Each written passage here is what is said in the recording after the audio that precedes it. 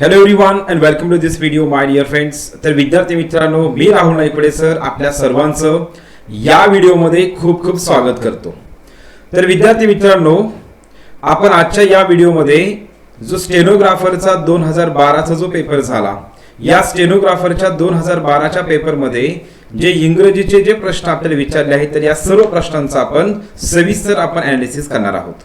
मागील व्हिडिओमध्ये आपण डिअर फ्रेंड्स 2015चा असेल किंवा 2018चा स्टेनोग्राफरचा जो पेपर झाला, तर या दोन्ही क्वेश्चन पेपरचा आपण एकदम सविस्तर ॲनालिसिस केलेले व्हिडिओ टाकलेले आहेत.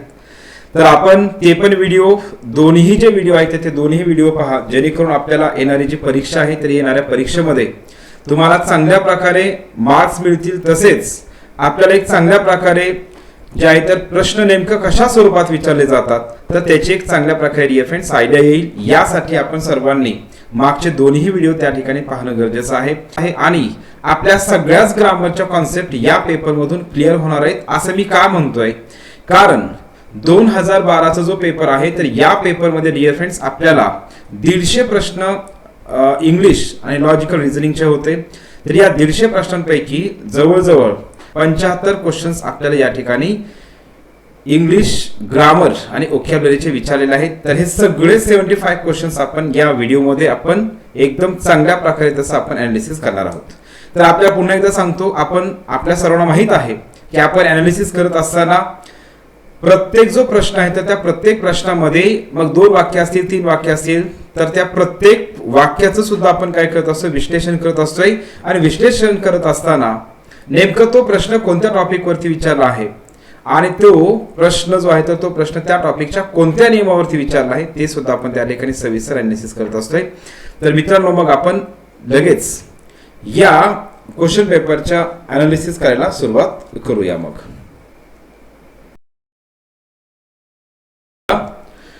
हा जो पेपर आहे तर हा 2012चा स्टेनोग्राफरचा पेपर आहे. 2012चा स्टेनोग्राफरचा पेपर आहे. या पेपरमध्ये आपल्याला 150 प्रश्न विचारले आहेत आणि 150 मार्काचा क्वेश्चन पेपर आहे. तर मी तुम्हाला सुरुवातीला सांगितल्याप्रमाणे या पेपरमध्ये आपल्याला डिअर फ्रेंड्स जवळजवळ एक 75 प्रश्न हे जे आहेत तर 75 प्रश्न हे ग्रामर आणि ओकॅब्युलरीवरती विचारलेले आहेत. तर आपण पाहूया मग या ठिकाणी हे सगळेच प्रश्न जे आहेत तर हे सगळे प्रश्न आपण या ठिकाणी सविस्तर या सर्व प्रश्नांचा आपण ॲनालिसिस करूया. बघा, हा जो आहे तर पहिला प्रश्न बघा या ठिकाणी, which one of the following alternatives is not a type of regular verb. आपला प्रश्न काय विचारलाय, रेग्युलर वर्ब म्हणजे खालील जे 4 वर्ब दिलेले आहेत, क्रियापद दिलेले आहेत, तर या क्रियापदांपैकी असं कोणतं क्रियापद आहे की जे रेग्युलर वर्ब नाही, असा प्रश्न आपल्याला या ठिकाणी विचारलाय. बरं, आपण सुरुवातीला या ठिकाणी समजून घेणं गरजेचं आहे रेग्युलर वर्ब कशाला म्हणायचं आहे. रेग्युलर वर्ब म्हणजेच काय, बघा खूप सिंपल आहे. रेग्युलर वर्ब म्हणजेच काय, अशा प्रकारची क्रियापद ज्यांचं सेकंड फॉर्म, ज्यांचं V2 म्हणा आणि ज्यांचं V3 हे आपण डी प्रत्यय असेल, ईडी असेल आणि किंवा टी असेल. ज्या क्रियापदाचं सेकंड फॉर्म किंवा थर्ड फॉर्म हे डी, ईडी आणि टी प्रत्यय लावून होतो त्याला आपण म्हणतोय रेग्युलर वर्ब. आणि ज्या क्रियापदाचं सेकंड फॉर्म, थर्ड फॉर्म हे डी, ईडी आणि टी प्रत्यय लावून आपण करत नाहीत, त्यांना आपण म्हणतोय dear friends irregular verb. Irregular verb म्हणजे रेग्युलर वर्ब म्हणजे सिंपल काय लक्षात ठेवायचं, आपण क्रियापदाचं सेकंड फॉर्म, थर्ड फॉर्म करण्याची रेग्युलर पद्धत काय आहे, डी असेल किंवा ईडी प्रत्यय लावून किंवा टी प्रत्यय लावून आपण काय करतोय, सेकंड किंवा थर्ड फॉर्म करतोय, म्हणून याला म्हणतात रेग्युलर वर्ब्स. आणि जे क्रियापदांचं डी, ईडी, टी असा प्रत्यय लावून आपण त्या ठिकाणी सेकंड फॉर्म किंवा थर्ड फॉर्म करत नाही, त्यांना म्हणायचंय इरेग्युलर वर्ब. मग आपल्याला इथं प्रश्न काय विचारलाय, खालीलपैकी कोणतं रेग्युलर वर्ब नाही, म्हणजेच खालीलपैकी कोणतं इरेग्युलर वर्ब आहे.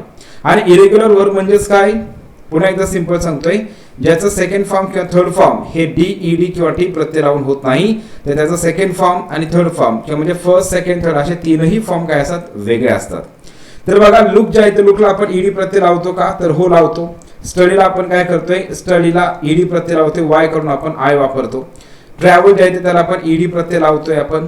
मग या ठिकाणी जे आहे तर बिगिन हे जे आहे तर बिगिनला आपण डिअर फ्रेंड्स ईडी प्रत्यय लावत नाहीत, कारण बिगिनचं फर्स्ट फॉर्म बिगिन असते, सेकंड फॉर्म बिगॅन असते आणि थर्ड फॉर्म हे बिगन असते. बिगिन, बिगॅन आणि बिगन, म्हणून या ठिकाणी याचं उत्तर जे आहे याचं उत्तर हे 3 नंबरचं ऑप्शन बरोबर आहे. नेक्स्ट बघा, जे इरेग्युलर व्हर्ब्स असतात तर या इरेग्युलर व्हर्बला स्ट्रॉंग व्हर्ब असंही म्हणतात, आणि जे रेग्युलर व्हर्ब असतात तर या रेग्युलर व्हर्बला आपण वीक व्हर्ब असंही आपण म्हणतोय. हे पण लक्षात ठेवायचं आहे, कारण रेग्युलर व्हर्ब यालाच आपण काय म्हणतोय, वीक व्हर्ब. हे दोन्ही पण का लक्षात ठेवायचं आहे, कारण डिअर फ्रेंड्स एमपीएससी काही वेळेस, आता यावेळेस रेग्युलर प्रश्न विचारला रेग्युलर व्हर्ब, पुढच्या वेळेस आपल्याला वीक व्हर्ब कोणते आहेत असाही प्रश्न विचारला जाऊ शकतोय. यासाठी काय लक्षात ठेवायचं, हे दोन्हीही आपल्याला माहीत असणं गरजेचं आहे. इरेग्युलर व्हर्बलाच काय म्हणतात, स्ट्रॉंग व्हर्ब असंही म्हणतात. इरेग्युलर व्हर्बलाच काय म्हणतात, स्ट्रॉंग व्हर्ब असंही आपण त्यांना म्हणत असतोय. बघा मग हे झालं पहिल्या प्रश्नाचं सविस्तर विश्लेषण. नेक्स्ट बघा डिअर फ्रेंड्स, पुढचा प्रश्न आहे, a doctor who studies and treats mental illness. तर त्याला आपण काय म्हणत असतो डिअर फ्रेंड्स, सायकॅट्रिस्ट. काय म्हणत असतो आपण, सायकॅट्रिस्ट. नेक्स्ट बघा आपल्याला प्रश्न विचारले क्वेश्चन टॅग वरती, John has a bad cold.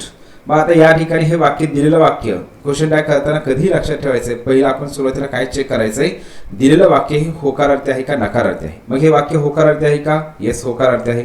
मग याचा क्वेश्चन टॅग काय होईल, नकारार्थी होईल. म्हणजे हे तर येणार नाही, हे पण येणार नाही. आता डीड येणार आहे का नाही, कारण इथं तर हॅज आहे म्हणजे या ठिकाणी हे पण येणार नाही. त्याचं उत्तर आहे डिअर फ्रेंड्स हॅजंट ही. अशा प्रकारे आपण याचा क्वेश्चन टॅग करतोय. आता खरं पाहता लक्ष द्या, हॅव आणि हॅज ज्यावेळेस मेन व्हर्ब म्हणून वापरले जातात त्यावेळेस त्या वाक्याचा क्वेश्चन टॅग करत असताना हॅव जर मेन व्हर्ब असेल तर आपण डू वापरत असतो, आणि हॅज जर मेन व्हर्ब म्हणून वापर असेल तर त्या ठिकाणी आपण डज वापरत असतो. पण अशा प्रकारचं सध्या इथं काही ऑप्शन काही दिलेलं नाही. मग दिलेल्या पर्यायापैकी कोणता ऑप्शन बरोबर आहे, तर या ठिकाणी हॅजंट ही अशा प्रकारे ऑप्शन बरोबर आहे. नेक्स्ट बघा, इनकरेक्ट पार्ट आपल्याला विचारलं. हे दिलेलं वाक्य आहे, या वाक्यामध्ये नेमका इनकरेक्ट पार्ट कोणता आहे. तर बघा या ठिकाणी वाक्यरचना जी आहे ती वाक्यरचना ही वन ऑफ द ची वाक्यरचना आहे, वन ऑफ द ची वाक्यरचना आहे. आणि आपल्याला सगळ्यांना माहित आहे dear friends, one of the असेल, इच ऑफ असेल, आयदर ऑफ असेल, नायदर ऑफ असेल, या सगळ्यांच्या नंतर वन ऑफच्या नंतर आपण काय करत असतो, येणारं जे नाऊन असतंय तर त्या नाऊनला आपण प्लुरल करत असतो, म्हणजे नाऊन आपण प्लुरल नाऊन वापरत असतोय. मग वंडर जे आहे तर वंडर हे या ठिकाणी डिअर फ्रेंड्स सिंग्युलरच आहे, जे की या ठिकाणी काय पाहिजे होतं, वंडर्स पाहिजे होतं, आणि म्हणून या ठिकाणी काय याच्यामध्ये एरर आहे. जे काय पाहिजे होतं, वंडर्स असं पाहिजे होतं. नेक्स्ट बघा, करेक्ट स्पेलिंग कोणतं आहे, तर करेक्ट स्पेलिंग डिअर फ्रेंड्स निश्चितच काय आहे, लोनलीनेस हे पहिलं स्पेलिंग बरोबर आहे. Next, the principal scolded the students dash dash project work was not complete. आता स्टुडंट्स लक्ष द्या, या ठिकाणी जे आहे तर कधीही लक्षात ठेवायचं आहे, वॉट हे आपण काय करत असतो, व्यक्तींसाठी आपण वापरत नाही, नंबर एक. नंबर दोन, ज्या वेळेस वाक्यामध्ये कुठल्याही वस्तूचा उल्लेख केला जात नाही तर त्यावेळेस आपण केला जात नाही त्यावेळेस वॉट वापरत असते. पण या ठिकाणी स्टुडंट्स हे व्यक्ती आहे म्हणून या ठिकाणी वॉट येणार आहे का, नाही येणार. विच सुद्धा आपण काय करतोय, विच सुद्धा प्राण्यांसाठी किंवा वस्तूसाठी वापरतोय, व्यक्तीसाठी अशा प्रकारे आपण यूज करत नाही, म्हणजे या ठिकाणी इथं हे पण नाही येणार. राहिला प्रश्न हुज का हो. मग या ठिकाणी लक्ष द्या, तर एक सिंपल कधी लक्षात ठेवायचं, मी तुम्हाला सिंपल हा एक ट्रिक सांगितला होता. ज्यावेळी फिल इन द ब्लँकच्या अगोदरही नाऊन असते आणि त्याच्या पुढेही नाऊन असते तर त्यावेळेस काय वापरायचं आहे, हुज वापरायचं. ही एक ट्रिक आहे, शॉर्टकट आहे. दुसरी गोष्ट महत्त्वाची आपल्याला समजून घ्यायचं या ठिकाणी, the principal scolded the students म्हणजे प्रिन्सिपल जे आहे तर प्राचार्य विद्यार्थ्यांवरती रागवले. कोणत्या, ज्यांचा प्रोजेक्ट कंप्लीट नाही. ज्यांचा या अर्थाने आपण काय करतो, हुज वापरतो. आणि हुज हे काय असते डिअर फ्रेंड्स, पॉझेसिव्ह म्हणजेच ओनरशिप दाखवण्यासाठी आपण वापरतोय. आणि हु जे असते तर हु हे काय करतंय, कर्त्यासाठी आपण वापरत असतोय. म्हणजे या ठिकाणी 2 नंबरचा ऑप्शन बरोबर येते, हुज. नेक्स्ट बघा, पुढे प्रश्न आपल्याला विचारला आहे, आयर्न इज मोस्ट युजफुल म्हणजे या ठिकाणी करेक्ट सेंटेन्स कोणतं आहे. मग पहिलं वाक्य जे आहे तर मोस्ट पण वापरलेलं आहे, आयर्न इज मोस्ट युजफुल. तर या ठिकाणी बघा मोस्ट पण आहे, दॅन एनी अदर पण आहे, म्हणजे या ठिकाणी पहिलं वाक्य तर चुकलेलंच आहे, कारण याच्यामध्ये एसडीचं पण ऍडजेक्टिव्ह टाकले, दॅन एनी अदर पण वापरलेलं आहे, हे चुकीचं आहे. Very few towns in India are as richer. आता व्हेरी फ्यू तर आहे, पण या ठिकाणी काय केले, व्हेरी फ्यूच्या याच्यामध्ये वाक्यामध्ये आपण काय करतो, जे ॲडजेक्टिव्ह असते तर ते आपण पीडी फॉर्ममध्ये ठेवत असतो. इथं रिचर आहे, हे पण चुकलेलं आहे. Kolkata is largest town than any other. आता कोलकाता द हे एसडीचं वाक्य आहे आणि इथं पण काय केलं, दॅन एनी अदर वापरलंय, म्हणजे हे पण वाक्य चुकलंय. पहिलं चुकीचं आहे, दुसरं चुकीचं आहे, तिसरंही चुकीचं आहे, म्हणजे राहिलेलं वाक्य चौथं हे जे आहे तर हे वाक्य या ठिकाणी बरोबर आहे. नेक्स्ट बघा, मॅक्रो या शब्दाचा नियरेस्ट मिनिंग काय. आता मायक्रो म्हणजे सूक्ष्म असतंय आणि मॅक्रो म्हणजेच काय, आपण मोठा या अर्थाने, लार्ज या अर्थाने आपण वापरतोय. मग मिडल, मायक्रो, स्मॉल हे तर नाही येणार. याचं उत्तर काय झालं मग, लार्ज हे याचं उत्तर बरोबर आहे. नेक्स्ट बघा, डी व्हॅल्यू म्हणजे आता डी व्हॅल्यूचा आपल्याला अर्थ समजतो. डी व्हॅल्यू म्हणजेच काय, किंमत कमी करणे. मग किंमत कमी करणे यासाठी आता एक्सचेंज येईल का, नाही येणार. मग रिड्यूस येईल, बरोबर, ठीक आहे. डिस्कवर तर नाही येणार आणि प्राइस पण नाही येणार, म्हणजे या ठिकाणी 2 नंबरचा ऑप्शन बरोबर आहे. खालीलपैकी कोणतं ऍडजेक्टिव्ह नाही म्हणताय. आपण काय करतोय, लक्ष द्या, बऱ्याच वेळेस काय करतो, फक्त ऍडजेक्टिव्ह बघतो, पण इथं प्रश्न, इथं काय विचारले, इथं काय दिलंय, नॉट दिलेलं आहे, त्यामुळे ते पण बारकाईने पाहणं गरजेचं आहे. मग ऍडजेक्टिव्ह नाही म्हटलेलं आहे, म्हणजेच या ठिकाणी बघा, फ्रेंडली ऍडजेक्टिव्ह आहे का, तर या ठिकाणी आपण यूज करू शकतोय.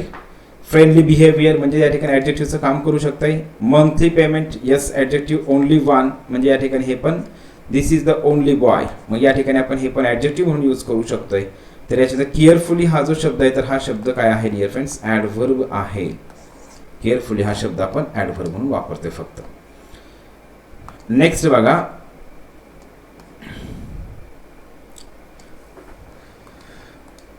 Which one of the following alternative is not a prefix. यापैकी खालीलपैकी कोणता प्रिफिक्स नाही. आता प्रिफिक्स म्हणजेच काय, जो शब्द असतो तर त्या शब्दाच्या अगोदर वापरला जाणारा प्रत्यय आपण त्याला म्हणतोय प्रिफिक्स. जसं की आता बघा, ओरस, VOROUS आहे. आता हा शब्द विचारलाय कुठं आपल्याला, राज्यसेवा 2021 ला. मग याला कुठला प्रिफिक्स वापरते, ऑमनिव्हरस. ऑमनिव्हरस, मग हे ऑमनी जे असतं तर हे काय म्हणतो आपण, याला प्रिफिक्स म्हणतोय. तर प्रश्न काय विचारला, which one of the following alternative is not a prefix. म्हणजे प्रिफिक्स नाही, म्हणजे या ठिकाणी सफिक्स आहे. सफिक्स म्हणजेच काय, त्या शब्दाच्या शेवटी वापरला जाणारा प्रत्यय. मग आपण अँटे हा काय आहे, प्रिफिक्स आहे. ॲटोक्रसी आपण, हा पण काय आहे डिअर फ्रेंड्स, प्रिफिक्स आहे. हा पण या ठिकाणी डिअर फ्रेंड्स काय, प्रिफिक्स आहे. मग या ठिकाणी कुठला आहे तर एबल, म्हणजेच आपण म्हणते प्रेफर, प्रेफरेबल. तर या ठिकाणी एबल हा जो आहे तर डिअर फ्रेंड्स हा प्रिफिक्स नाही म्हणायचं. Next, in tennis. आता टेनिसमध्ये झिरो जे आहे तर झिरो कशाने डिझिग्नेट केलं जात आहे, तर झिरो जे आहे तर झिरो डेझिग्नेट करण्यासाठी काय करतात डिअर फ्रेंड्स, लव वापरतात. आता याच्यामध्ये खूप मोठ्या याच्यामध्ये जे आहे तर याच्यामध्ये त्याच्या पाठीमागं, झिरोला लव म्हणण्या पाठीमागं त्याच्यामध्ये वेगवेगळ्या प्रकारच्या कॉन्सेप्ट आहेत, त्याची कारण आहेत. तर याचा अर्थ असं, ते झिरो म्हणजेच काय, जरी स्कोर झिरो असता तरी पण त्या ठिकाणी डिअर फ्रेंड्स गेम जे आहे तर गेम कशासाठी खेळायचं आहे की लव फॉर द गेम, म्हणजेच काय, त्या गेमसाठी असणारं जे प्रेम आहे तर त्या पोटी खेळतोय, याला आपण म्हणतोय zero. In tennis zero is designated by love. तर या ठिकाणी डिअर फ्रेंड्स झिरो लव असं याचा अर्थ होतोय. नेक्स्ट बघा पुढं, इनकरेक्ट पार्ट. खालीलपैकी वाक्यामध्ये इनकरेक्ट पार्ट कुठं आहे.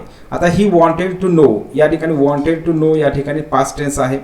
वाक्य तर इफने जोडलं आहे आणि त्याच्यामध्ये पुढं शाल वापरलेलं आहे, जे की या ठिकाणी पास्ट टेन्स. आणि लक्षात कधी ठेवायचं, या ठिकाणी अशा प्रकारचं जर वाक्य असेल तर त्या ठिकाणी डिअर फ्रेंड्स जर रिपोर्टिंग व्हर्ब या ठिकाणी जर पास्ट टेन्समध्ये असेल तर पुढं इथं शाल विल येणार नाही. तर या ठिकाणी आपण काय करतोय, इथं पण पास्ट टेन्सच असायला पाहिजे होता. तर या ठिकाणी याच्यामध्ये एरर आहे. If I shall work. Next पुढे बघा डिअर फ्रेंड्स, या ठिकाणी करेक्ट सेंटेन्स कोणता आहे, यापैकी करेक्ट सेंटेन्स कोणता आहे. तर Switzerland is a European country. या ठिकाणी अ आर्टिकल बरोबर आहे, इथं ॲन येणार नाही, इथं द येणार नाही आणि या ठिकाणी युरोपियन. आता लक्षात कधी ठेवायचं, ज्यावेळेस ॲडजेक्टिव्ह असते तर ॲडजेक्टिव्हच्या नंतर ज्यावेळेस सिंग्युलर काउंटेबल नाउन असतंय तर सिंग्युलर काउंटेबल नाउन जर असेल तर ॲडजेक्टिव्हच्या पूर्वी अ किंवा ॲन आर्टिकल वापरणं कंपल्सरी आहे, बंधनकारकच आहे.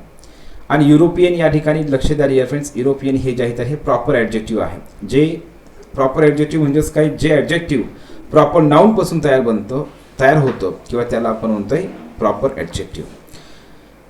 मग युरोपियन हा जो शब्द जरी याची सुरुवात ईने होत असेल तर याचा उच्चार काय होतोय, य असा होतोय. आणि आपण शिकलोय एकदम सिंपल, ज्या सिंगल काउंटेबल नाउनच्या उच्चाराची सुरुवात मराठी स्वराने किंवा स्वरादीने होते अ आई, तर त्याला आपण ॲन वापरतोय.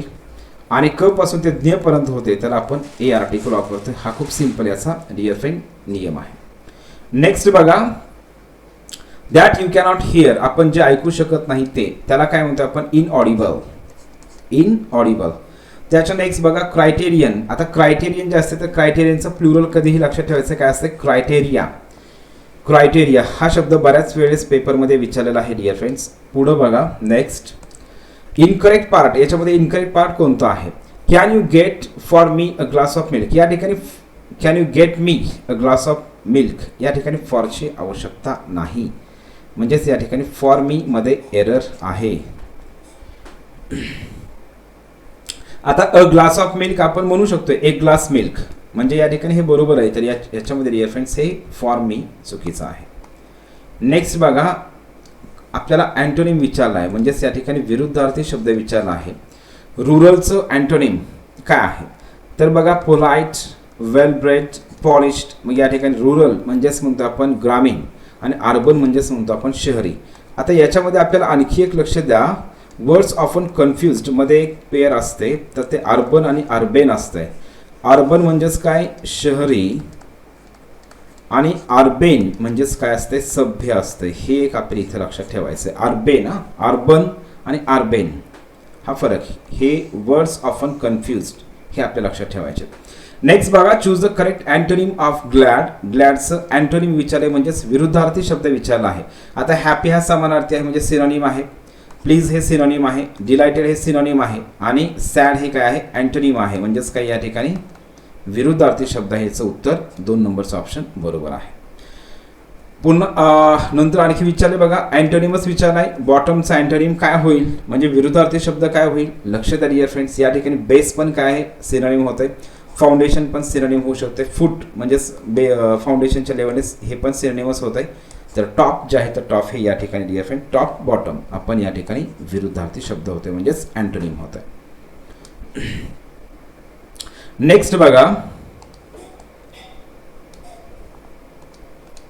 Eaten food have ever Thai, म्हणजे आता या ठिकाणी हे eaten food have ever you Thai, म्हणजे या ठिकाणी हे जे वाक्य आहे तर हे वाक्य आपल्याला मिनिंगफुल करायचं आहे. करेक्ट वाक्य म्हणजे या ठिकाणी हे वाक्य जे आहे तर वाक्यामध्ये काय केले शब्दांचे अस्ताव्यस्त आहेत, म्हणजेच हे शब्द प्रॉपर ऑर्डर नाही. तर आपल्याला याला काय करायचं आहे, या शब्दांना आपल्याला एक प्रॉपर ऑर्डरमध्ये बसून आपल्याला या ठिकाणी करेक्ट ग्रॅमॅटिकली करेक्ट वाक्य बनवायचं आहे.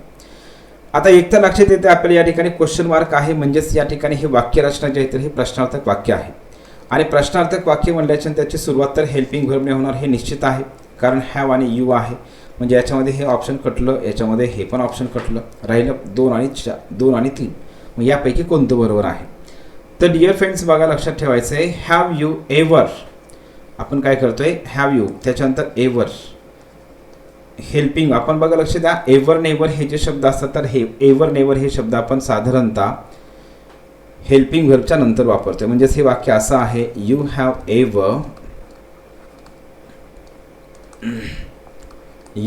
Ever eaten Thai food. आता याला मला क्वेश्चन करायचं आहे. मग क्वेश्चन करत असताना आपण काय करतो डिअर फ्रेंड्स, फक्त आपण हेल्पिंग व्हर्ब सुरुवातीला घेतोय. मग काय होईल have you ever eaten Thai food, म्हणजे या ठिकाणी मी काय केलं हे हेल्पिंग व्हर्ब काढलं आणि या ठिकाणी सुरुवातीला घेतलं प्रश्नाच्या सुरुवातीला. अशा प्रकारे माझा प्रश्न तयार होतोय. Have you ever eaten Thai food, मग अशा प्रकारचं वाक्य कुठं आहे? 2 नंबरचं ऑप्शन बरोबर आहे. मग have you ever eaten Thai food. Next बघा इनकरेक्ट. आता या ठिकाणी सिमिली दिलेले आहेत, कंपॅरिझन दिलेले आहेत. ॲज स्वीट ॲज मँगो म्हणू शकतो की येस म्हणू शकतो. As wise as Solomon, Solomon जे किंग होतं तर Solomon was famous for his wisdom. As Birbal was famous for his wisdom. In the same way, my dear friends, Solomon was also famous for his wisdom. Solomon सुद्धा त्याच्या चातुर्यासाठी हुशारीसाठी famous होता. या ठिकाणी हे पण बरोबर आहे का? येस बरोबर आहे. ली डेव्हलप जर येस बरोबर आहे. तर याच्यामध्ये डिअर फ्रेंड्स आपल्याला विचारलंय इनकरेक्ट, मग या ठिकाणी काय आहे हे चुकीचं आहे. तर आता हे फिश संदर्भात काय आहे ॲज वेट ॲज फिश असं आपण म्हणत असतोय. ॲज वेट ॲज फिश, म्हणजे फिश सारखा ओला, कारण ते सातत्याने पाण्यामध्येच असणार आहे त्याच्यामुळे ते ओलाच असणार आहे ना, मग त्याला आपण म्हणतोय as wet as fish. Next बघा, चूज द करेक्ट सेंटेन्स. आता करेक्ट सेंटेन्स विचारलाय आणि हा प्रश्न जर तुम्ही पाहिला तर हा प्रश्न कशा संदर्भातला आहे, आर्टिकल संदर्भातला आहे. मग या ठिकाणी लक्ष द्या, पॅरिस हे काय आहे, प्रॉपर नाऊन आहे आणि प्रॉपर नाऊनच्या पूर्वी आपण कोणतंही आर्टिकल वापरत नाहीत, म्हणजे या ठिकाणी हे पहिलं वाक्य चुकीचं आहे, दुसरं चुकीचं आहे, चौथं चुकीचं आहे. याचं उत्तर हे 3 नंबरचं ऑप्शन बरोबर आहे. खालीलपैकी कोणतं मोडल ऑक्सिलरी व्हर्ब नाही, मोडल ऑक्सिलरी व्हर्ब याच्यापैकी कोणतं नाही डिअर फ्रेंड्स. हॅव टू आहे का, येस आहे. ऑट टू आहे का, आहे. मस्ट आहे का, आहे. मग हॅव आहे का, नाही. याचा अर्थ असा होतोय, आपल्याला विचारलंय काय, नॉट मोडल ऑक्सिलरी व्हर्ब. मग या ठिकाणी डिअर फ्रेंड्स मी तर शॉर्टकट लिहितो, हे मोडल ऑक्सिलरी व्हर्ब आहे, हे मोडल ऑक्सिलरी व्हर्ब आहे, हे पण मोडल ऑक्सिलरी व्हर्ब आहे आणि हे मात्र नाही. म्हणून याचं उत्तर काय झालं डिअर फ्रेंड्स, 4 नंबरचं ऑप्शन बरोबर आहे. नेक्स्ट बघा, he kill 2 birds, he kill 2 birds with 1 shot. आपण काय म्हणतोय, with 1, to kill 2 birds with 1, to kill 2 birds with 1 stone. म्हणजेच या ठिकाणी लक्ष द्या, या ठिकाणी विथ 1 शॉट आपण या ठिकाणी म्हणतो.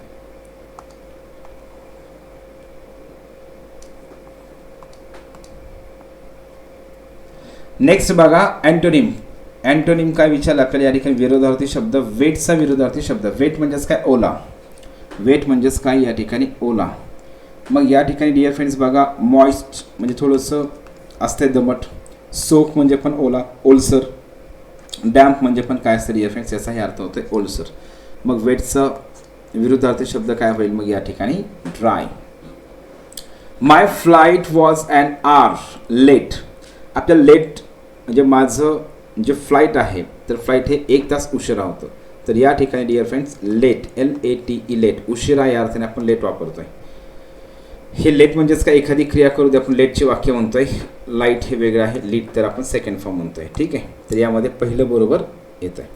नंतर पॅसेज आहे. आपण या व्हिडिओमध्ये आपण सगळे क्वेश्चन्स, ग्रामरचे जे क्वेश्चन्स आहेत ते सगळे क्वेश्चन्स आपण कव्हर करतोय. 32 पर्यंत डिअर फ्रेंड्स पॅसेजचे क्वेश्चन्स आहेत. 33वा प्रश्न आपला ग्रामरचा पुढे बघा. Mohini told Rita, did you meet Rahul at the station. मग काय येईल याचं उत्तर बघा बरं.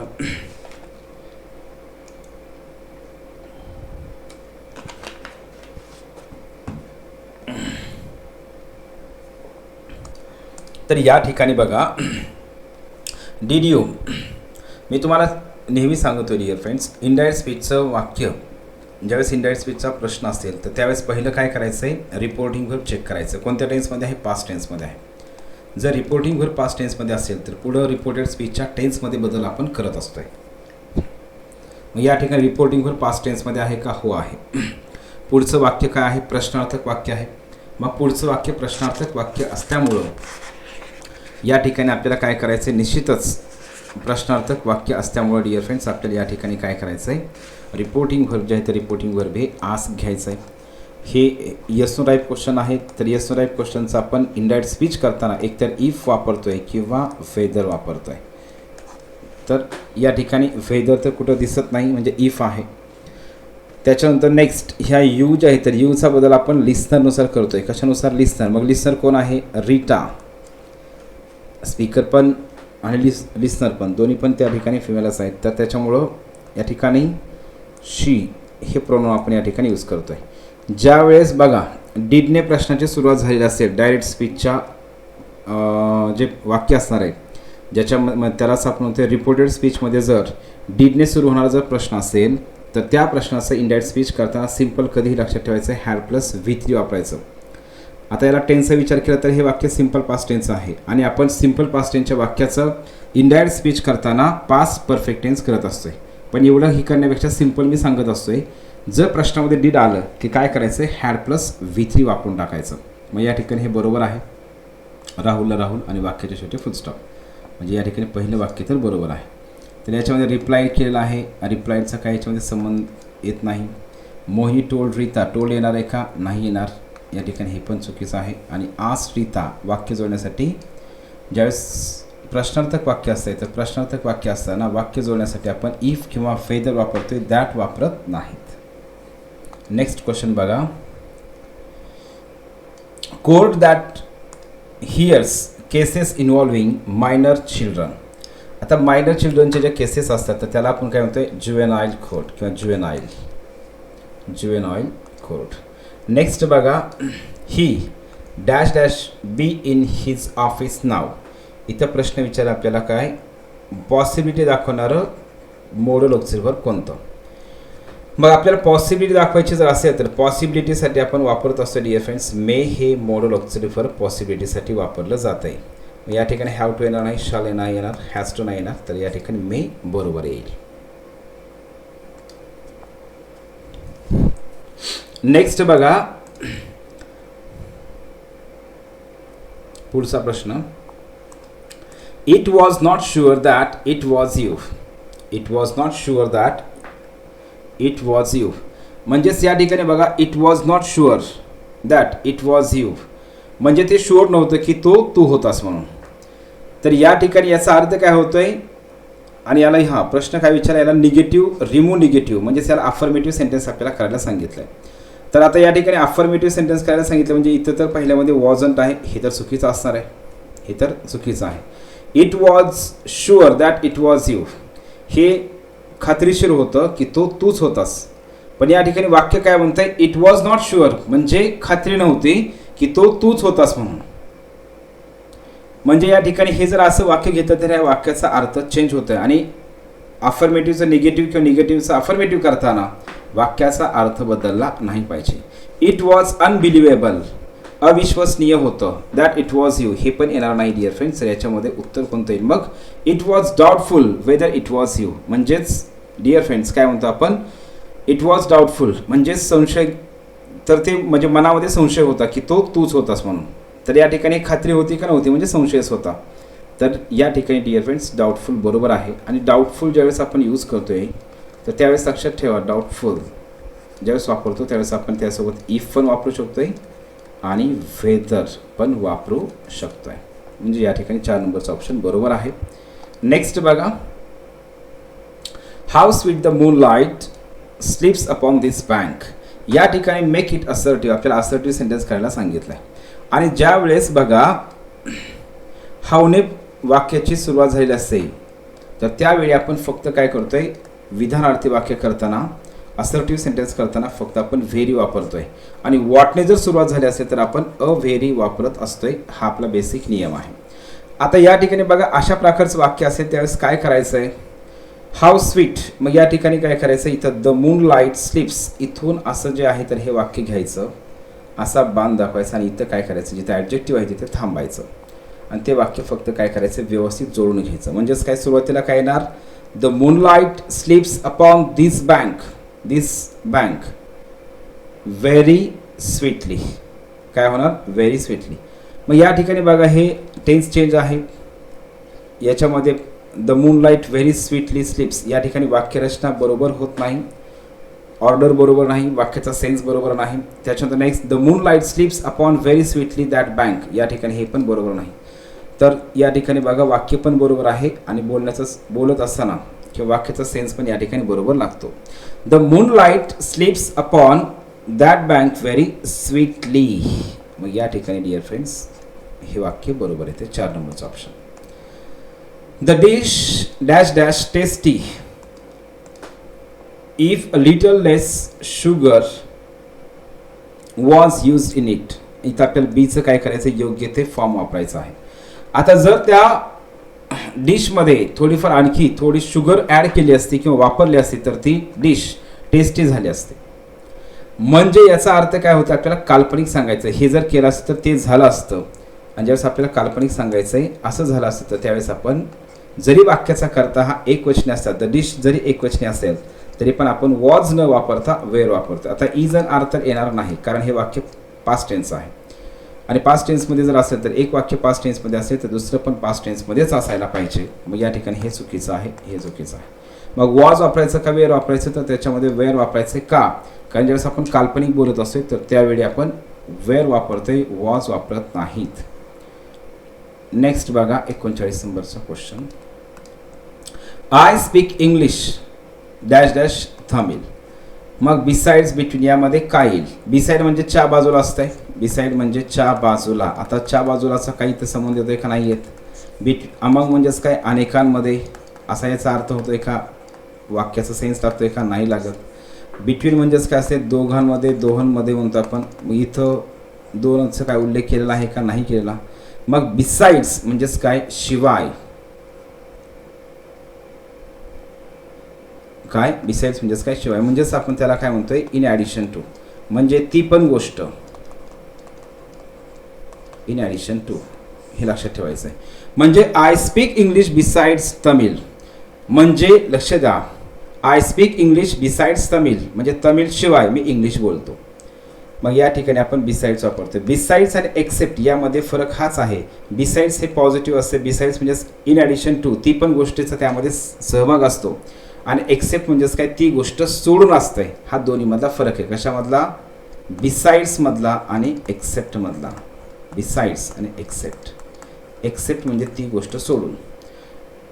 I can speak all languages except Tamil, असं आपण ज्यावेळेस म्हणतो त्यावेळेस त्याचा अर्थ होतो. एक्सेप्ट म्हणजेच काय? तमिळ भाषा सोडून. या ठिकाणी एक्सेप्ट म्हणजे हे निगेटिव्ह आहे आणि इथे शॉर्टकट तुम्हाला सांगतो, हे निगेटिव्ह आहे आणि हे पॉझिटिव्ह आहे. म्हणजे ती गोष्टीचा पण त्यामध्ये सहभाग असतो. आणि एक्सेप्ट म्हणजे ती गोष्ट सोडून असते. सिंपल लक्षात राहावं. आणि बिसाइड म्हणजे च्या बाजूला. बिसाइड्स म्हणजे शिवाय, ती पण गोष्ट त्यामध्ये ॲड करत असते आपण. ओके, हे लक्षात ठेवा. येस. नेक्स्ट बघा, Sania is not one of the cleverest girls in the class. आपल्याला या वाक्याचं CD करायला सांगितले. आता कधीही लक्षात ठेवायचं आहे, या ठिकाणी ज्या वेळेस वन ऑफ दचं वाक्य हे नकारार्थी दिलं जातं, वन ऑफ दचं वाक्य हे नकारार्थी दिलं जातं, तर त्या वाक्याचं आपण CD करत असताना दोन प्रकारे आपण CD करतोय. हे कधीही लक्षात आपल्याला ठेवायचं आहे. काय करायचं आहे? CD आपण दोन प्रकारे करतोय. आणि ज्यावेळेस वन ऑफ दचं वाक्य हे नकारार्थी असतंय, तर त्यावेळी त्याचं CD करत असताना CD लक्षात कधीही ठेवायचे. CD ही त्या ठिकाणी होकारार्थी करायचं, नकारार्थी करायचं नाही. पहिला प्रकार आहे, सुरुवातीला नाऊन आपण घेतो, त्याच्यानंतर हेल्पिंग व्हर्ब वापरतो, त्यानंतर आपण काय करतो डिअर फ्रेंड्स? लेस वापरतो. लेस वापरल्याच्या नंतर त्या ठिकाणी कधीही लक्षात ठेवायचं आहे, लेस वापरल्याच्या नंतर नेहमी PD ॲडजेक्टिव्ह घ्यायचं आहे. लेसच्या नंतर CD ॲडजेक्टिव्ह कधीही वापरायचं नाही. मग लेसच्या नंतर PD ॲडजेक्टिव्ह घ्यायचं, त्याच्यानंतर पुढं काय करायचं आहे? दॅन वापरायचं आहे आणि प्लस सम ऑदर वापरायचं आहे. ज्या वेळेस SDचं वाक्य हे नकारार्थी असते, तर त्यावेळी कधीही लक्षात ठेवायचं आहे, त्याच्यामध्ये आपण PD किंवा CD करताना काय करतोय? सम ऑदरचा वापर करत असतोय. कशाचा? सम ऑदर. आता SDचं वाक्य दोन प्रकारचं असतं. एक असते द EST किंवा ऑफ ऑलचं वाक्य नकारार्थी, आणि एक असते हे वन ऑफ दचं. द ESTचं किंवा ऑफ ऑलचं जे वाक्य आहे, तर PSI 2016चा जो पेपर झाला, त्या पेपरमध्ये आपल्याला तशा प्रकारचा प्रश्न विचारला होता. आणि STI 2017चा जो पेपर झाला, तर त्यामध्ये सुद्धा त्याच नियमावरती प्रश्न विचारलेला होता. आणि हा दुसरा प्रकार आहे डिअर फ्रेंड्स. आपण सुरुवातीला घेतोय सम, नंतर प्लुरल नाउन. सम हा शब्द प्लुरल आहे म्हणून प्लुरल नाउन घ्यायचं, नंतर प्लुरल हेल्पिंग व्हर्ब वापरायचं आहे.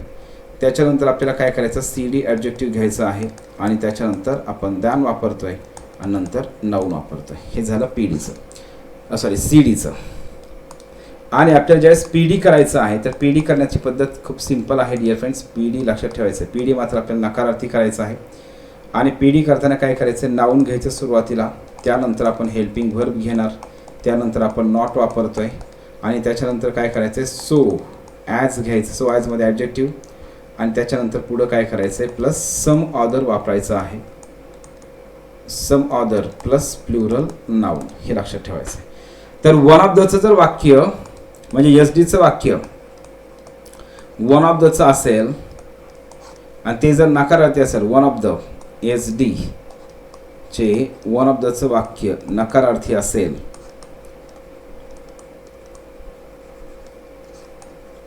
तर CD अशा दोन प्रकारे करतोय आणि PD आपण एक प्रकारे करतोय. मग आता बघा अशा प्रकारचा ऑप्शन कुठं आहे?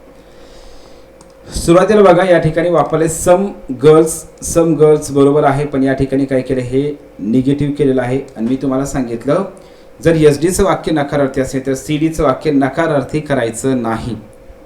मग ते सम वापरून असू द्या किंवा त्या ठिकाणी लेस वापरून असू द्या. म्हणजे या ठिकाणी पहिलं तर चुकलेलं आहे. दुसऱ्यामध्ये बघा काय केलं आहे, सो क्लेवर. आता आपल्याला वापरायचं काय करायचं, सी डी करायचं आहे. मग या ठिकाणी तर काय केलं, हे पी डी केलेलं आहे. म्हणजे या ठिकाणी हे पण चुकीचं आहे आणि हे पी डी पण चुकलेलं आहे. सॉरी, पी डी या ठिकाणी आहे डिअर फ्रेंड्स, बरोबर. नेक्स्ट बघा, less clever than some other girls. या ठिकाणी लेस वापरलं आहे, पी डी ॲडजेक्टिव्ह आहे. दॅन वापरलं आहे, सम अदरच्या नंतर प्लुरल नाऊन आहे. म्हणजे या ठिकाणी हे बरोबर आहे. आणि तिसरं एक चौथं एक बघू आपण. Sania is as clever as some other girls. आपण या ठिकाणी हे ॲज तर आपण कधीही लक्षात ठेवायचं, आपण पी डीमध्ये वापरतो आहे. म्हणजे याचं उत्तर हे 3 नंबरचं ऑप्शन बरोबर आहे. आणि हे जे वाक्य आहे तर हे वाक्य डिअर फ्रेंड्स 2 नंबरचं वाक्य लक्षात ठेवायचं. हे जे वाक्य आहे तर हे वाक्य बरोबर आहे. कशाचं, पी डीचं वाक्य आहे हे. चला ठीक आहे, याची प्रॅक्टिस करा डिअर फ्रेंड्स. हा वेगळा नियम आहे. अशाच प्रकारचे प्रश्न आहेत 2012 PSI 2016 आणि STI 2017 अशा या दोन्ही क्वेश्चन पेपरमध्ये या नियमावरती प्रश्न विचारला आहे. तर हे लक्षात ठेवायचं आणि याची प्रॅक्टिस चांगल्या प्रकारे करा. नेक्स्ट बघा, if it dash dash we shall stay at home. ज्यावेळेस इफचं वाक्य आहे तर लक्ष द्या, हा इफचा सबऑर्डिनेट क्लॉज झाला आणि हा झाला मेन क्लॉज. आता मेन क्लॉजमध्ये जर सिम्पल फ्युचर टेन्स असेल तर इफ सोबत काय असायला पाहिजे, सिम्पल प्रेझेंट असतो. इफ सोबत सिम्पल प्रेझेंट टेन्स आणि पुढं मेन क्लॉजमध्ये काय असतं डिअर फ्रेंड्स, मेन क्लॉजमध्ये सिम्पल फ्युचर असतो. मग या ठिकाणी जर सिम्पल फ्युचर टेन्स असेल, इथं सिम्पल फ्युचर टेन्स जर असेल तर या ठिकाणी काय पाहिजे, सिम्पल प्रेझेंट टेन्स पाहिजे. म्हणजेच इफ इट रेन्स बरोबर आहे. इथं हे येणार नाही, हे येणार नाही, हे येणार नाही.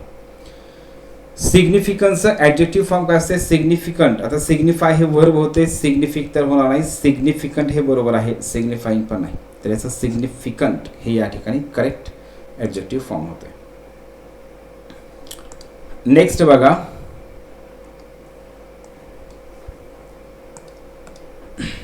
Choose a correct answer. या ठिकाणी the last meal of the day.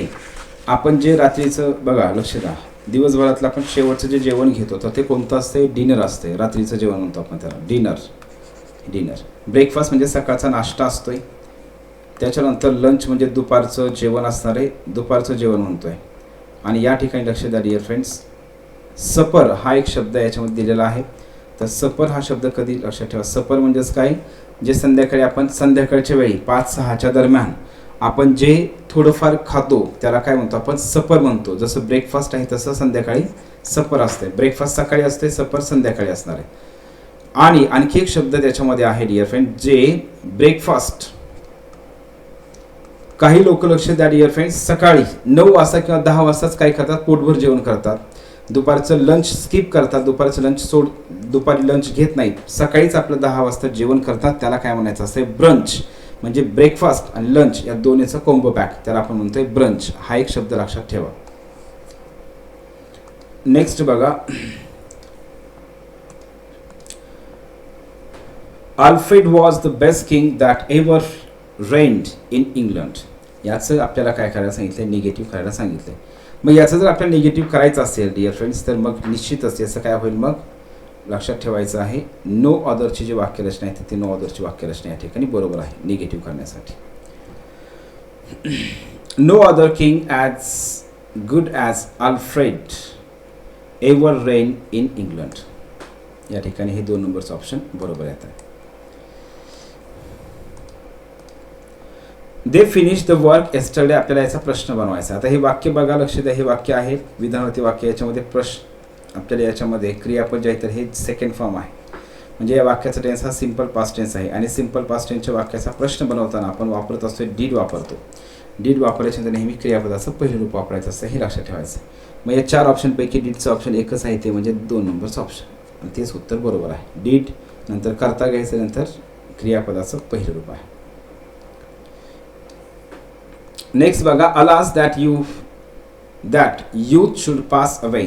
आपल्याला याचं असर्टिव्ह सेंटेन्स करायचं. मग अशा प्रकारचं जर वाक्य असेल तर त्यावेळेस काय, आता अलास हे आपण कधी वापरतो डिअर फ्रेंड्स, अलास हे जे असते तर अलास हे दुःख व्यक्त करण्यासाठी वापरतो. कशासाठी आपण वापरतोय, दुःख व्यक्त करण्यासाठी. मग दुःख व्यक्त करण्यासाठी it is sad to think, it is sad to think, म्हणून याचं उत्तर 1 नंबरचं ऑप्शन बरोबर येत आहे. अलास हे जे आहे तर बॅड न्यूज म्हणण्यापेक्षा अलास हे आपण सॅड न्यूज म्हणजे सॅड आपण दुःख व्यक्त करण्यासाठी वापरतो, म्हणून याचं उत्तर 1 नंबरचं ऑप्शन बरोबर आहे. नेक्स्ट बघा, Mohit sed where did they park the car. Where did they park the car. आता हा वेअर म्हणजेच काय या ठिकाणी बघा, हे प्रश्नार्थक वाक्य आहे. सेड हे रिपोर्टिंगवर पास्ट टेन्समध्ये आहे.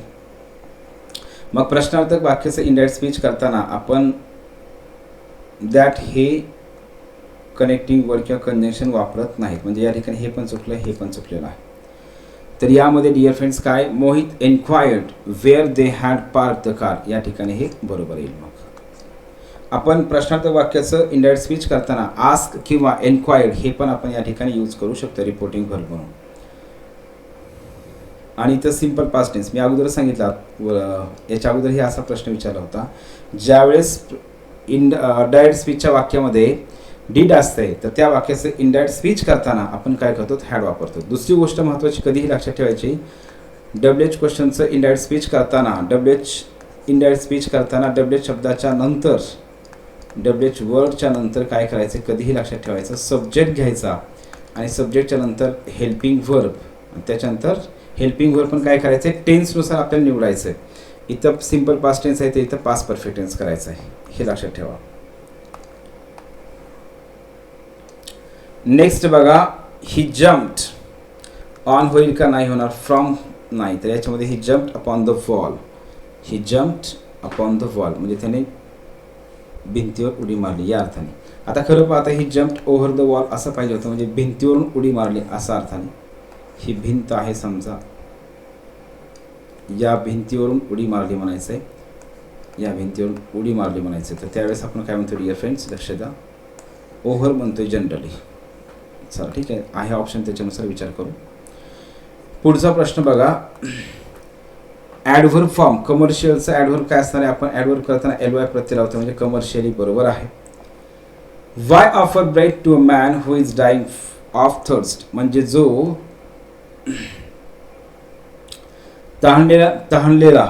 तहानेने मरणारा जो व्यक्ती आहे, तर या ठिकाणी डिअर फ्रेंड्स त्याला ब्रेड का ऑफर करायचं, तर याला आपण काय करतोय, असर्टिव्ह सेंटेन्स करत असताना डिअर फ्रेंड्स याला आपण काय करतो, हे जे वाक्य आहे तर ह्याला आपल्याला काय करायचं आहे, असर्टिव्ह सेंटेन्स करायचं आहे. तर त्यासाठी आपण काय करतो, it is useless to offer bread to a man who is dying of thirst, म्हणजे खरोखरच काय आहे, हे निरुपयोगी आहे, निरर्थक आहे. तर जो व्यक्ती तहानेने मरत आहे तर त्या व्यक्तीला ब्रेड देणं हे निरर्थक आहे, असा त्याचा अर्थ आहे. म्हणजे आणि लक्ष द्या, कधीही लक्षात ठेवायचे, ज्यावेळेस आपण पुन्हा इथं सांगतोय, जे वाक्याचे जे ट्रान्सफॉर्मेशन आहेत, ट्रान्सफॉर्मेशन करत असताना, म्हणजे असर्टिव्हचं इंट्रोगेटिव्ह असू द्या, इंट्रोगेटिव्हचं असर्टिव्ह असू द्या, असर्टिव्हचं निगेटिव्ह असू द्या, तर वाक्याचा अर्थ बदलला नाही पाहिजे.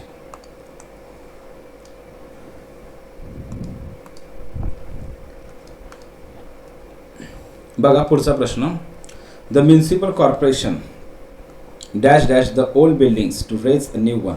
नवीन बिल्डिंग तयार करण्यासाठी मग जुन्या बिल्डिंग त्यांनी काय केल्या असतील, पाडल्याच असतील ना, म्हणजेच काय, डिस्ट्रॉयड केल्या असतील.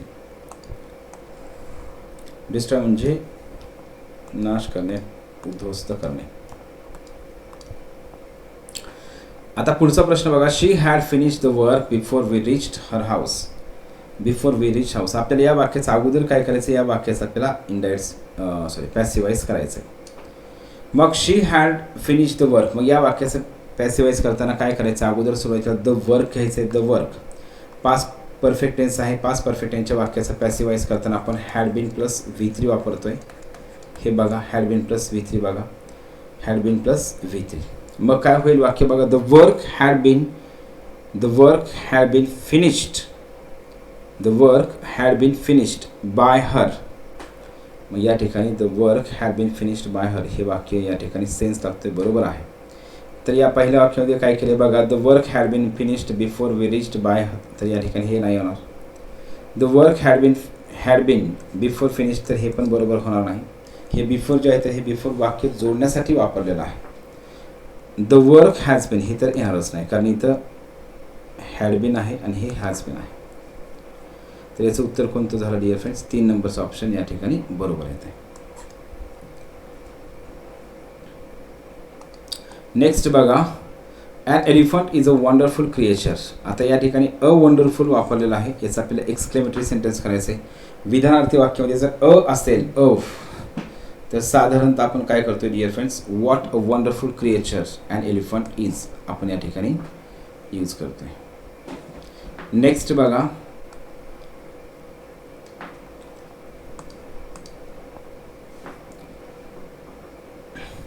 चौपन्न नंबरचा प्रश्न बघा. Change appearance so that people do not recognise a person. तर आपण त्यालाच काय म्हणतो डिअर फ्रेंड्स? अशा प्रकारचं आपलं स्वतःचं म्हणजे वेषांतर करणे आपण असंच म्हणतो याला. स्वतःचं जे आहे ते लक्षात आले याच्यामध्ये काय म्हणतो आपण? जे रूप आहे तर ते लपवणं त्याला आपण म्हणतो डिअर फ्रेंड डिस्गाइज.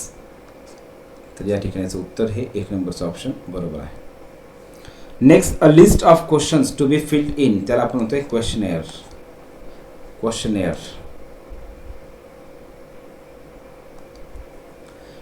त्याच्यानंतर नेक्स्ट आहे बघा पुढचा प्रश्न 56 नंबरचा. He is dash dash M Phil student. आता ॲन एम फिल याचा उच्चार काय होतं? ए पासून होते म्हणून या ठिकाणी and M Phil student.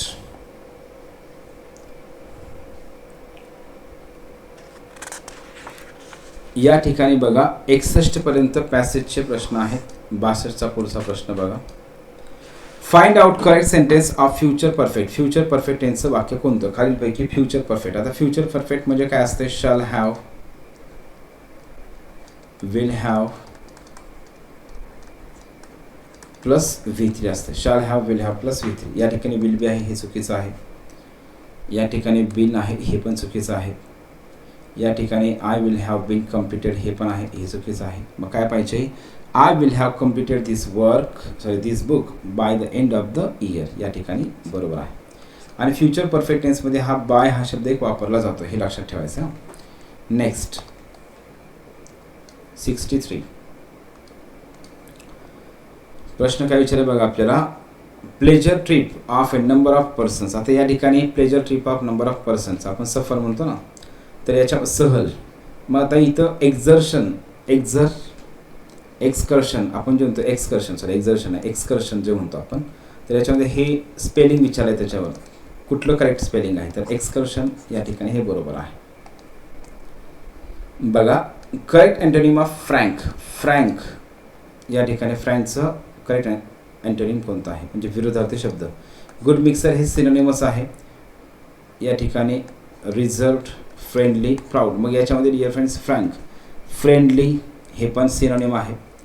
Proud हे सुद्धा या ठिकाणी सिनोनिमस. मग याचं जे आहे तर डिअर फ्रेंड्स रिझर्व्ड असं या ठिकाणी होऊ शकतं.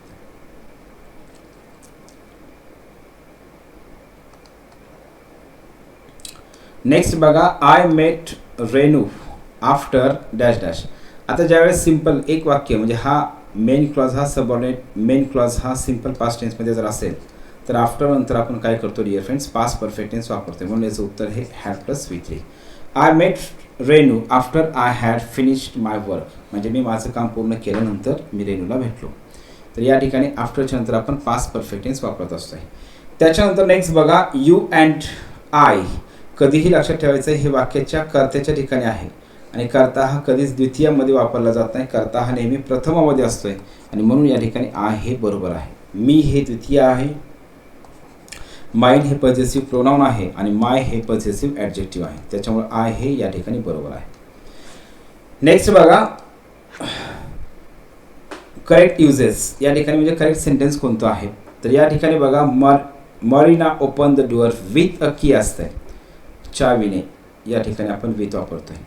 बाय कधी वापरतोय? पर्सनसाठी वापरतोय. लक्षात ठेवायचं एखादी क्रिया व्यक्तीकडून केली असेल तर बाय वापरतो आणि एखादी क्रिया वस्तूच्या सहाय्याने केली असेल तर आपण काय करतो डिअर फ्रेंड्स? विथ वापरतो. हे लक्षात ठेवायचं आहे. वस्तूने म्हणजे थिंगने केली असेल एखादी क्रिया थिंगच्या सहाय्याने वस्तूच्या सहाय्याने केली असेल तर आपण विथ वापरतोय आणि पर्सनने केली असेल तर आपण बाय वापरतोय. मग या ठिकाणी मरीनाने चावीने दरवाजा उघडला म्हणायचं. या ठिकाणी मग विथ अ की बरोबर आहे. त्याच्यानंतर नेक्स्ट आहे रेप्युडिएट. मग आता रेप्युडिएट म्हणजेच काय? नाकारणे असते. रेप्युडिएट म्हणजेच काय? नाकारणे. मग याचा अपोजिट वर्ड आपल्याला विचारला आहे. रिजेक्ट म्हणजे पण नाकारणे, हा पण सिनोनिम झाला. डिनाय म्हणजे पण नाकारणे, हा पण सिनोनिम, हा पण सिनोनिम. मग या ठिकाणी ॲक्सेप्ट हे काय झालं डिअर फ्रेंड्स? अँटोनिम होत आहे. म्हणजे या ठिकाणी हे बरोबर आहे. पुढे बघा नेक्स्ट. आता पुढचा प्रश्न बघा कशा प्रकारे विचारला आहे.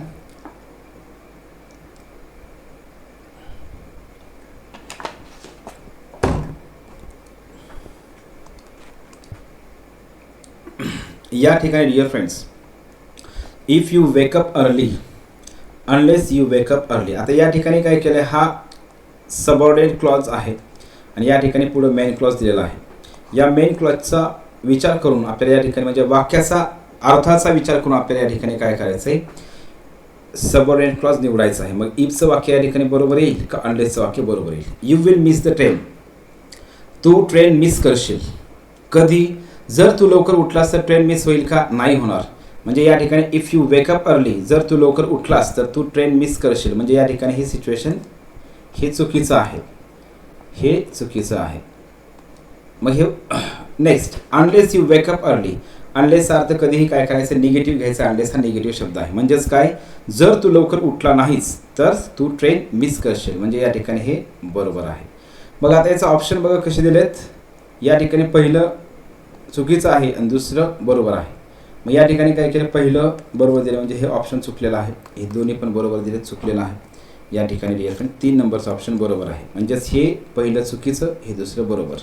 म्हणजे ए चुकीचं आहे आणि बी बरोबर आहे. म्हणजे या ठिकाणी हे बरोबर आहे 3 नंबरचं option.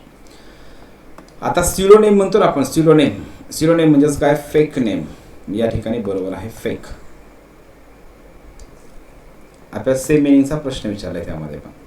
India is much bigger. Bigger म्हणल्याच्या नंतर लक्षात काय ठेवायचं? द्यान हे आलं पाहिजे याच्यामध्ये. म्हणजे याच्यामध्ये द्यान हे या ठिकाणी येणार. नेक्स्ट बघा. When I reach his house. जेव्हा मी त्याच्या घरी पोहोचलो तेव्हा तो काहीतरी करत होता म्हणायचं आहे. म्हणजेच या ठिकाणी he was writing a letter. मग आता लक्ष द्या. वेनने आपण वेनच्या ह्याच्यामध्ये 2 प्रकारचे वाक्यरचना असते. वेन सोबत सिंपल पास्ट टेन्स आणि पुढे मेन क्लॉज मध्ये आपण काय करतो? पास्ट कंटिन्युअस पण वापरतो आणि पास्ट परफेक्ट टेन्स पण वापरतो. दोन्ही वापरतोय. पण सिच्युएशनचा विचार करून या ठिकाणी हॅड येणार नाही, तर इथं काय येणार? Past continuous tense. म्हणजे आपण म्हणतोय जेव्हा मी त्याच्या घरी पोहोचलो तेव्हा तो पत्र लिहित होता. या ठिकाणी बरोबर आहे dear friends. Was plus V ing. बघा पुढं नेक्स्ट. सॅवेज. सॅवेज म्हणजेच काय असते? रानटी किंवा जंगली म्हणतो आपण. मग या ठिकाणी ब्रुटल तर सिनोनिम होत आहे, वाईल्ड सिनोनिम होत आहे आणि प्रिमेटिव्ह म्हणजे या ठिकाणी प्राचीन होत आहे. मग याचं करेक्ट कुठलं असेल? मग सिव्हिलाइज्ड. रानटी जंगली म्हणजेच काय? सिव्हिलाइज्ड. याचा विरोधार्थी शब्द बरोबर आहे. नेक्स्ट बघा. The manager ought to get back on tomorrow. आपण या ठिकाणी ऑन टुमॉरो म्हणत नाही, तर या ठिकाणी काय म्हणतोय डिअर फ्रेंड्स? फक्त आपण या असं म्हणू शकतो. The manager ought to get back by tomorrow. उद्यापर्यंत वापस येऊ शकतात. पण हे ऑन टुमॉरो नाही, ॲट टुमॉरो नाही आणि आउट टुमॉरो पण नाही. आपण बाय हे काय करतोय? पर्यंत या अर्थाने आपण वापरतोय. कन्फ्युजन म्हणजेच काय? गोंधळ. आणि किऑस म्हणजे पण काय असते? गोंधळ. म्हणजे याला काय आहे? नियरेस्ट मिनिंग म्हणजे समानार्थी शब्द कोणता आहे? मग किऑस हे बरोबर आहे.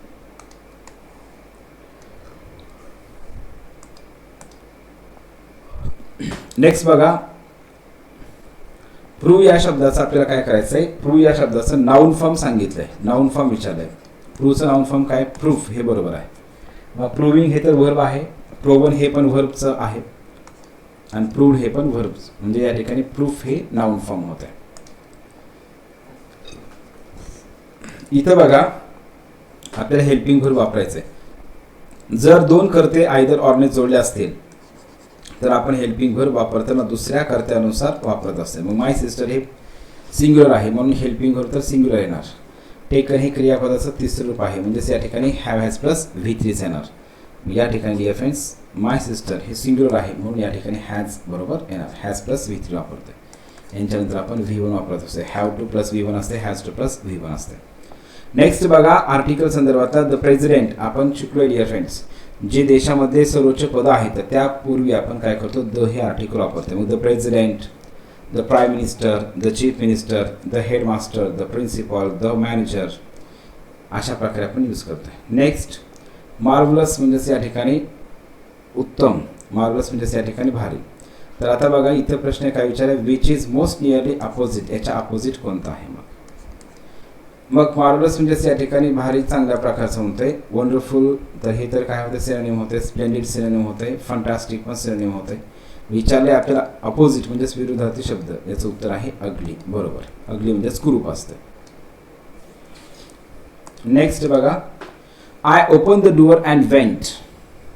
I open the door and went in to. आपल्याला ज्यावेळेस बाहेरून आत म्हणायचं असते, मुवमेंट दाखवायची असते, तर त्यावेळी आपण इन टू वापरतोय. आणि एखादी वस्तू अगोदरच आतमध्ये आहे, आता हाच ग्लास आहे समजा, त्याच्यामध्ये पाणी अगोदरच आतमध्ये आहे, त्यावेळेस आपण ह्याला काय म्हणतोय, इन म्हणतोय. पण एखादा व्यक्ती आहे आणि एखादा व्यक्ती काय करतोय, याच्यामध्ये पाणी ओतत आहे बाहेरून समजा, मग आपण त्यावेळी काय करतोय डिअर फ्रेंड्स, हे आता पाणी ओतत आहे म्हणायचं.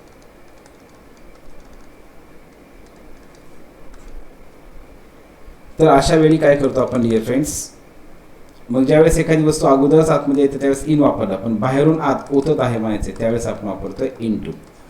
तर त्या अर्थाने dear friends, I open the door, मी दरवाजा उघडला, आणि went in to the room, मग रूममध्ये गेलो म्हणायचं, यासाठी इन टू.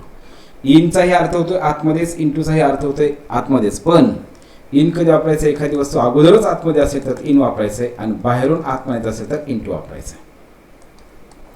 नेक्स्ट बघा, Amruta speaks German fluently. Speaks या ठिकाणी क्रियापदाचं पहिलं रूप आहे, V1 आहे. आणि सिंपल प्रेझेंट टेन्सच्या वाक्याचा क्वेश्चन टॅग करताना V1 जर असेल वाक्यामध्ये तर आपण डू किंवा डज वापरत असतो, हेल्पिंग. मग स्पीक्स असल्यामुळे या ठिकाणी काय करायचं आहे, डज वापरायचं आहे. मग हे वाक्य होकारार्थी का नकारार्थी, होकारार्थी. मग क्वेश्चन टॅग काय होईल, नकारार्थी, डझंट. नेक्स्ट बघा, the news dash dash at 7 o'clock every day. मग न्यूज हा शब्द आपण नेहमी काय करतो, सिंग्युलर वापरतोय, त्याला प्लुरल वापरत नाहीत. मग दररोज 7 वाजता येथे या अर्थाने आपल्याला वापरायचं आहे. मग कम येईल का नाही येणार, कमिंग येईल का नाही येणार, मग काय होईल, मग कम्स. या ठिकाणी सिंग्युलर नाउन असल्यामुळे आपण या ठिकाणी काय करतोय, क्रियापदाला यस, एस आय एस प्रत्यय वापरतोय. नेक्स्ट बघा 83 नंबरचा, मॅजेस्टी. तर मॅजेस्टी हा जो शब्द आहे, तर आता जुन्या काळामध्ये मॅजेस्टी हा शब्द काय केला जायचा डिअर फ्रेंड्स, मग हे किंग असेल, एम्परर असेल, त्यांच्यासाठी वापरला जायचा, म्हणजेच मॅजेस्टी, किंग.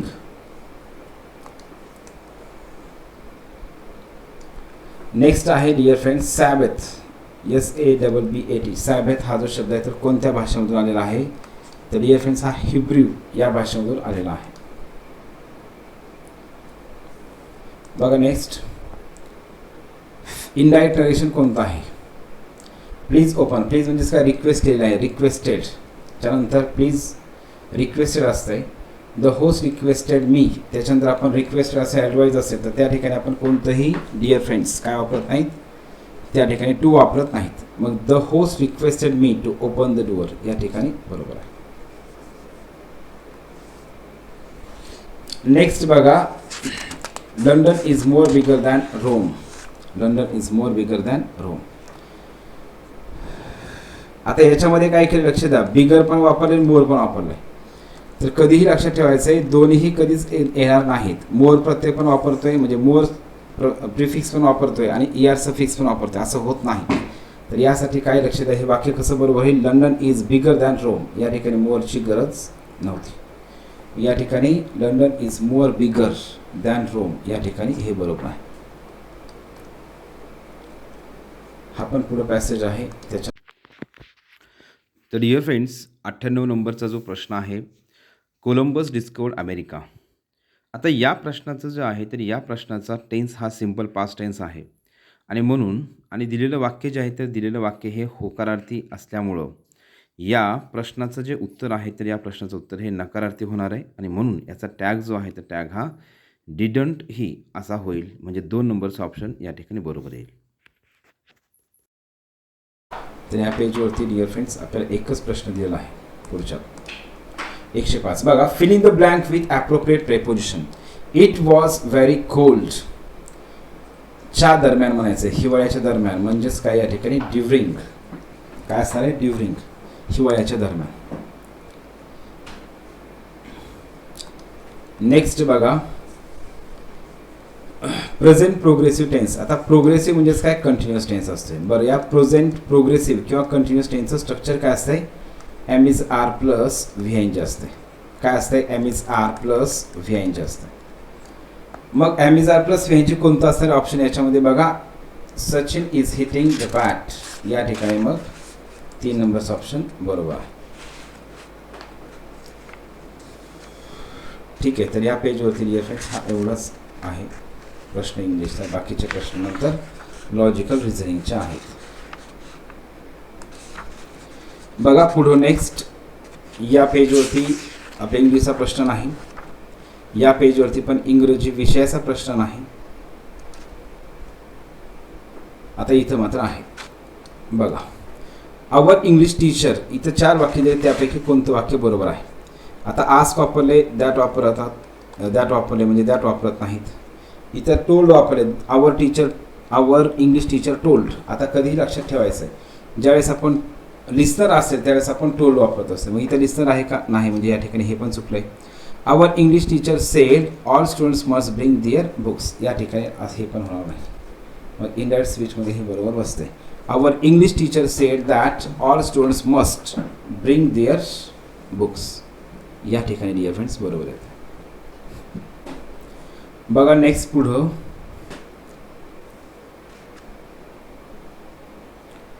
पुढचा प्रश्न,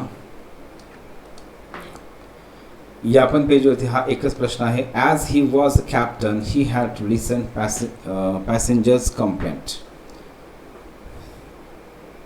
आता लक्ष द्या, इथं ॲज आहे, इथं पण दो आहे, म्हणजे एकाच वाक्यात 2 कंजंक्शन वापरले जातील का नाही वापरले जातील.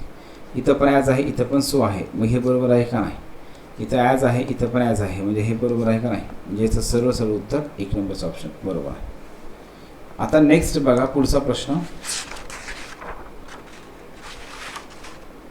139 नंबरचा बरोबर. What kind of dash dash animal is it. तर डिअर फ्रेंड्स कधी लक्षात ठेवायचं आहे, काइंड ऑफ असेल, टाईप ऑफ असेल, सॉर्ट ऑफ असेल, पोझिशन ऑफ असेल, रँक ऑफ असेल, या शब्दांच्या नंतर येणारं जे नाऊन असतंय तर त्या नाऊनच्या पूर्वी कोणतंही आर्टिकल वापरलं जात नाही. मग या ठिकाणी नो आर्टिकल म्हणजे आर्टिकल येणार नाही. Padma has been in Mumbai, म्हणजेच पद्मा मुंबईमध्ये आहे. कधीपासून आहे, 2001 पासून, म्हणून या ठिकाणी सेन्स. मग एखादी क्रिया, एखाद्या व्यक्ती, एखादी क्रिया केव्हापासून चालू आहे यासाठी आपण हॅव बीन हॅज बीन वापरतो. आणि नंतर यामध्ये आपण 2001 म्हणजे स्टार्टिंग टाईम दाखवला आहे. मग एखादी क्रिया केव्हापासून होते त्यासाठी आपण सिन्स वापरत असतो. नेक्स्ट बघा 141, करेक्ट सेंटेन्स कोणतं आहे, तर मला असं वाटतं dear friends, the library was not open at 11 o'clock. 11 वाजता लायब्ररी ओपन नव्हती. आता याच्यामध्ये बघा 11 वाजेपर्यंत लायब्ररी ओपन नव्हती, हे पण या ठिकाणी येऊ शकते, पण या ठिकाणी हे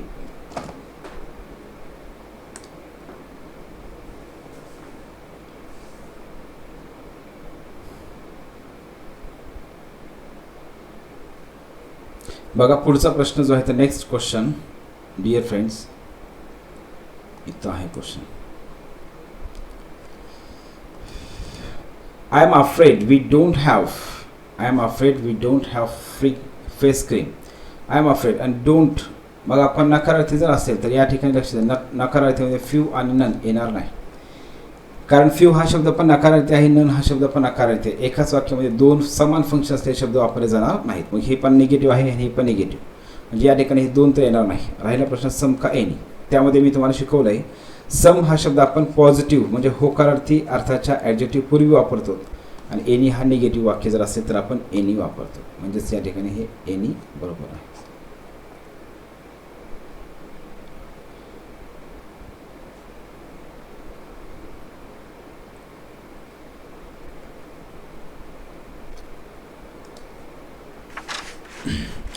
ठीक आहे. तर डिअर फ्रेंड्स अशा प्रकारे, येस मला वाटतं हा शेवटचा क्वेश्चन होता इंग्लिशचा.